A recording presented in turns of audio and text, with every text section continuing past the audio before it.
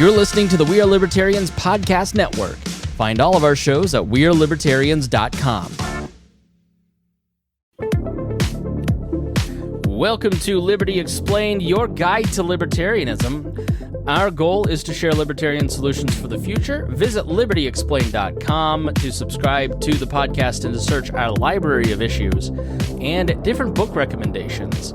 We are part of the We Are Libertarians podcast network. My name is Chris Spangle. My co-host is Julia Geyer. Thank you so much for being here, Julia. Oh, thank you. My pleasure. Thanks for having me. And so we're always taking your questions, and if you want to write in, ask at wearelibertarians.com. And today's question is, what would education look like in a libertarian society? This is a popular question. We got this kind of question a lot. And I would like to start by prefacing, Julia, that as with everything we discuss on this program, we're not talking about a utopian vision of education. We don't talk about the utopian ideas a lot of times. We try to give you actionable, progressible solutions. We're progressing towards liberty. We're anti-progressives, I guess. Every effort involved in education. So this is a really important thing. There's a distinction. There's a book by Thomas Sowell called The Conflict of Visions. There's the one group of people who think that they can perfect human behavior through laws. And then there's libertarians who think, let's craft laws and systems around human nature because we can't change human beings fundamentally. So even in a libertarian educational system, a libertarian medical system, a libertarian political system, you're still dealing with human beings that are flawed. Human beings are flawed. They have bad decision-making. What we strive for here on Liberty Explained is optimal outcomes for people like students and teachers. So it's hard for one person to predict how education would unfold once the monopoly of government schooling is lifted, because markets empower millions of individuals to collaborate using their talents. Somebody out there, Julia's a model for a living. I don't have that ability, but I'm so glad that people like Julia out there can do it, right? Somebody wakes up every morning and thinks, I'm going to be the best darn turnip grower this planet has ever seen. I don't know anything about growing turnips, but that combined collaboration of all of our different talents creates something incredible, and one mind is less adequate than a million minds. And so this powerful creative opportunity is at the heart of the libertarian schooling model. School choice allows the system that was created 150 years ago to create good working robots is outdated, and people like teachers unions often fight to keep those systems in place and restrict the amount of innovation that we could have. So despite opposing government schools, we're not anti-school in any way, shape, or form. We're pro-teacher, we're pro-education, we're pro-parent. And libertarians believe a new way of educating students must flourish in the internet age. Rote memorization, Julia, just isn't adequate for knowledge work. You know, we are both gig workers.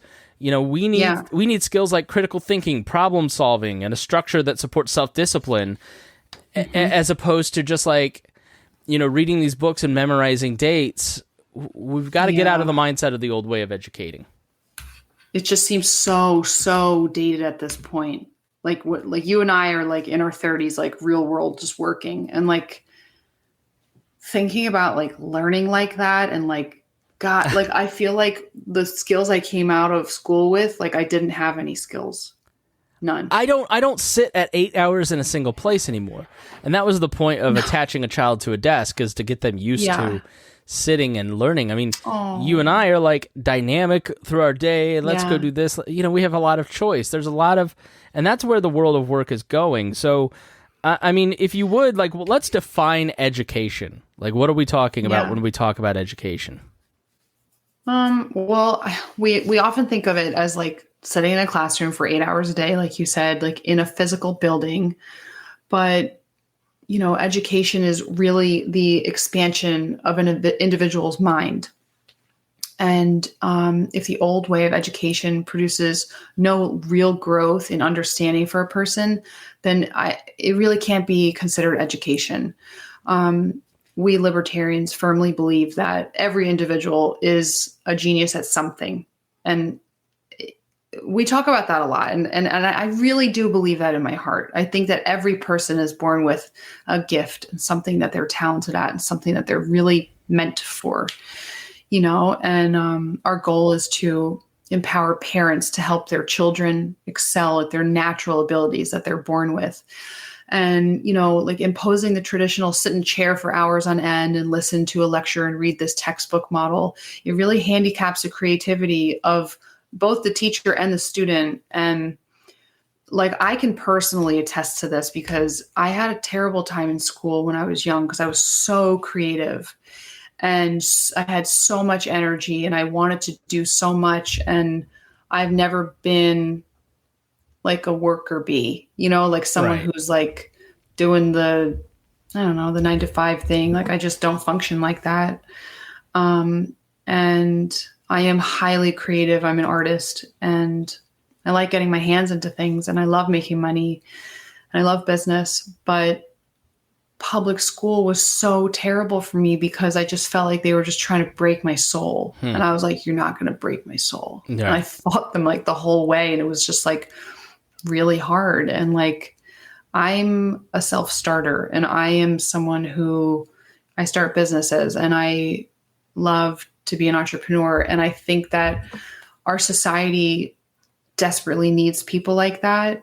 And a public school education is a lot of the time really damaging. Yeah, it's a way to, for some people it is about breaking the spirit and introducing the idea of submission. And, if you look at the traditional model of schooling, it was meant to create worker bees. It was meant to, for a time when people would go and work at the same company for 30 years, as opposed to, now I love school. I had a great schooling experience. I'm a nerd. I like systems. So I found a lot of it to be beneficial. But I also was not very self-disciplined as a student. And there wasn't really much help in that except just do it. There wasn't like, that's true. Let's work with how you work and figure out that way, or let's adapt the model to a Julia and see how we can get her to learn better. And the internet gives us a model for innovation. And I will say, we have in Indiana a lot of great schools. So, the IPS system, my nieces go to something called a magnet school, and they go to like a STEM school. And essentially what happened, like the Friedman Foundation is based here, the Lumina Foundation, all these big educational choice foundations are located here. And so for 20, 30 years, Indianapolis has been kind of an incubator of school choice ideas. And IPS was very broken, like most, inner city school systems. People moved to the suburbs, like my parents went to Plainfield because that had great school systems, and would never have thought of sending us to IPS. My sister was a teacher, was never going to send her kids to IPS. But a Democratic mayor introduced charter schools to the city of Indianapolis, and the competition forced IPS to reform itself, introduce like the magnet school concepts. One of the schools is an art-based system that you would thrive in. One of them is a vocational based where, you have a lot of different choices. And so now a lot of teachers who are kind of look at what the teachers union say, don't like charter schools. Oh, they don't pay as well. Yes and no. You have more choice as to where you can go. You have more choice where you can send your kids. You have different models being taught in some of these schools. And then when you look at the pandemic, Julia, and you talk about innovation on the internet, with these cheap and low barrier to entry, thanks to little government inference, look at the rapid innovation and change and adoption that we've had over the last couple of years. I don't know about you, but on my feed, I've seen, teaching pods and different ways to homeschool and unschool and, Montessori stuff. It's unbelievable the different ways that you can now educate your child if you want to go that route, thanks to the pandemic forcing everybody to kind of like listen to the way that their kid was being taught and find better models. Yeah, it's pretty awesome actually. Like I feel like that's one of the silver linings that came out of lockdown was that for the first time, like I think parents actually really got involved in like understanding, what their kids were going through at school, what their experience was. And they cared more. They care more now. And I like that. I think that's amazing. And we saw it across the board. Like so many kids are just like alternative learning now. And I think that's a step in the right direction. I think it's progress. I do too. And, now what are we going to learn in like a libertarian school? Are you just going to read Ayn Rand every day and, crypto 1 hour, hating the government the next? Oh man, this sounds so good. And if I were a libertarian emperor and I were creating education, from a broad view, K through 12 schools might not look that much different than they do now in terms of the subjects taught. The difference will come in smaller classroom sizes, more options for schools closer to parents, happier teachers that earn more based on effort and skill, and a greater selection in curriculums and teaching methods. One of the worst parts that I've watched teachers struggle with over the last few years is their inability to teach because they're teaching to a test, they're teaching to a method the administration wants, they're teaching to keep angry parents off their back, and they're not really being able to teach in the way that these are skilled people who deserve to teach the way that they want. And the classic liberal arts education will still be relevant despite an emphasis on specialization.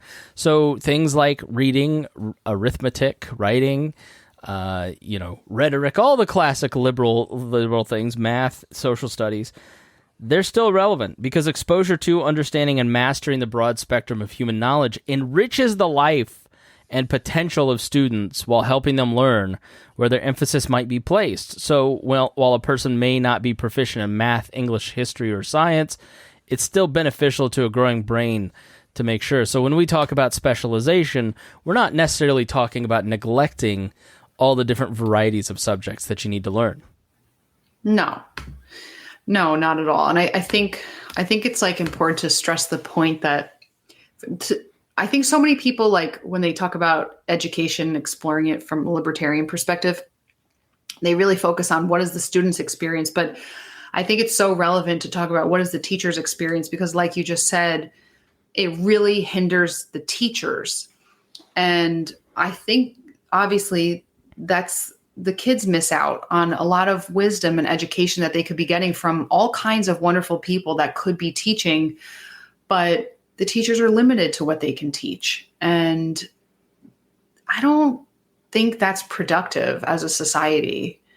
Well, it turns out when you have 435 bureaucrats in Washington, D.C. plan out curriculum across the country, it doesn't work as well as highly individualization, where communities are working together amongst teachers, parents, administrators to craft what they're going to teach, what they're going to vet.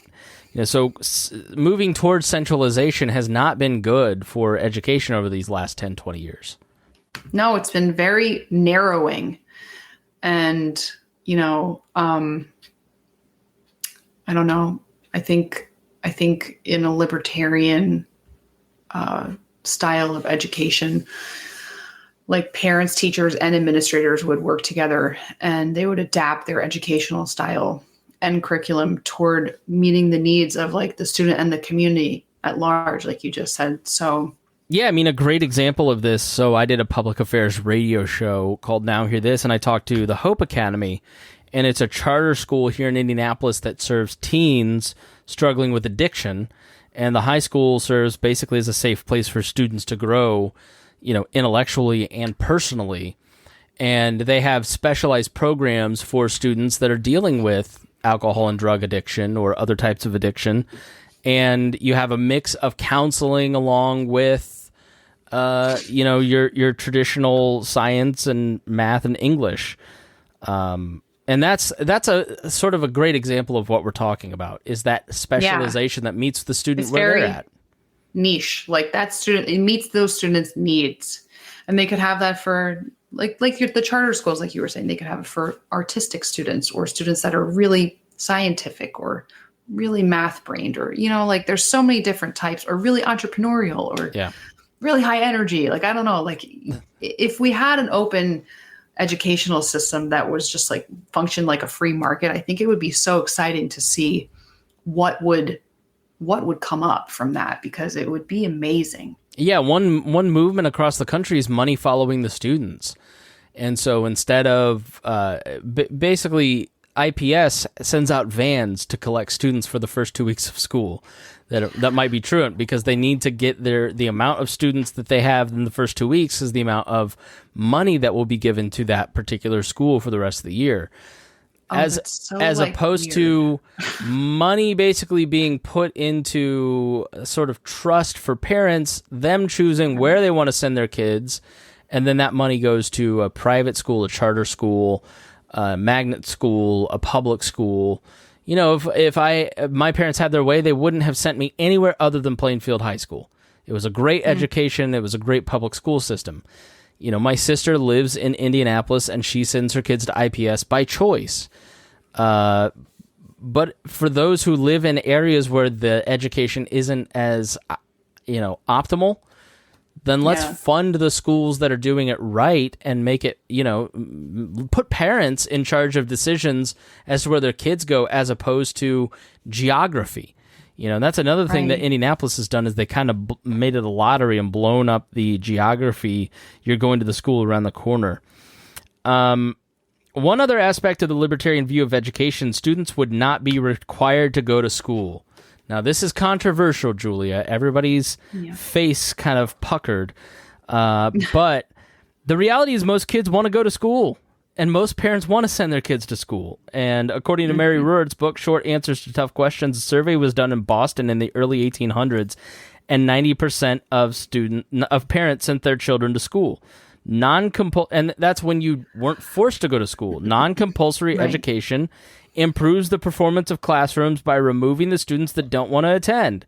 Disruptions prevent barriers to entry. So like many ideas offered by pro-government voices, truancy laws are a security blanket that helps them feel as if they've done something good, but in reality, if a student does not want to attend school, they won't even go under our current laws.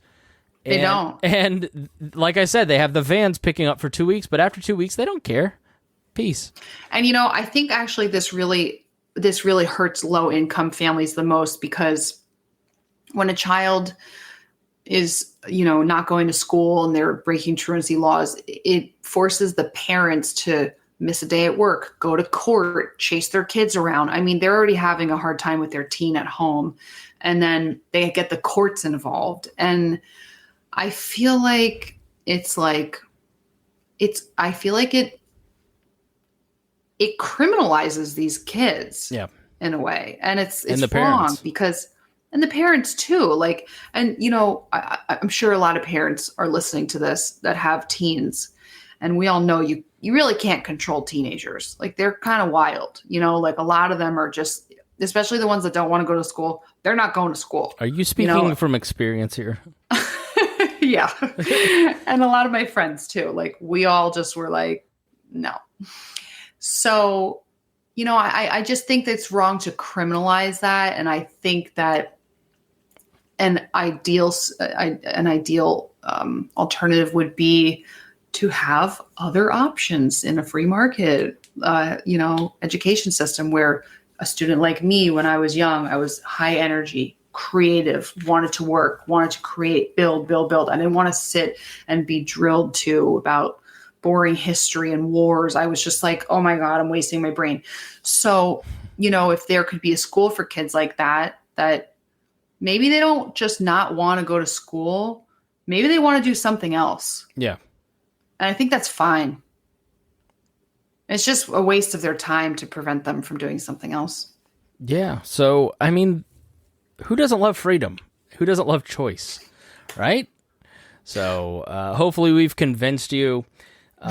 Thank you so much for listening today. I want to thank Julia for being here. Thank you to the folks who wrote in and asked this question. And we'd love to hear whatever questions you might have, so please email us at ask@wearelibertarians.com. If you enjoyed the conversation, please share it with a friend or leave us a review on Apple Podcasts or wherever you download your podcasts. And we will see you again in just a couple weeks.